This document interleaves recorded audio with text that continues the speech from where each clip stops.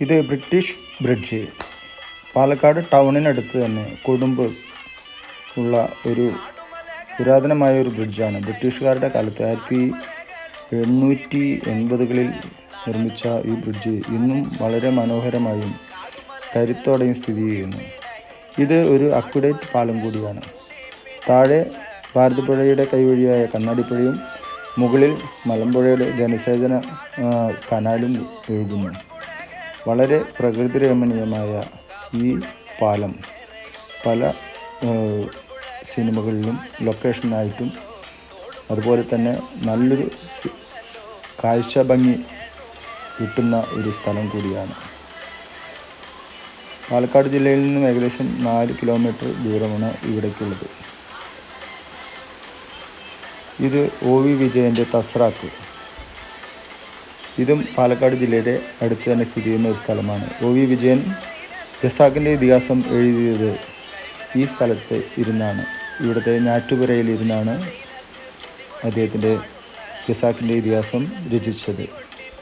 ഇതിനടുത്തുള്ള സ്ഥലമാണ് Muthalamada railway station. വളരെ പ്രത്യേകതകളുള്ള ഒരു റെയിൽവേ സ്റ്റേഷൻ.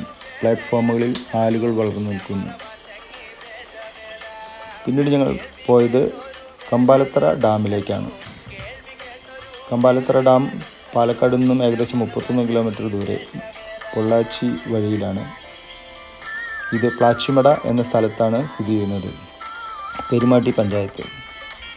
പ്രകൃതി രമണീയമായ വളരെ മനോഹരമായ ഒരു ജലാശയമാണ് ഇവിടെയുള്ളത്.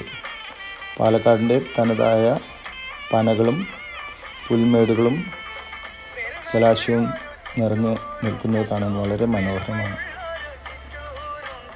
ഇവിടെ ഒരുപാട് വിനോദസഞ്ചാരികൾ ഇപ്പോൾ വന്നുകൊണ്ടിരിക്കുന്നുണ്ട്. പ്രത്യേകിച്ച് മഴ പെയ്ത സീസണിൽ മുഴുവൻ ഭാഗവും പച്ചപ്പും ജലാശയവും പനകളും കാണാൻ വളരെ മനോഹരമാണ്. പാലക്കാട് ടൗണിൽ നിന്നും 31 കിലോമീറ്ററുള്ള ഈ സ്ഥലം ഇപ്പോൾ ജനപ്രീതി ആർജിച്ചു വരികയാണ്.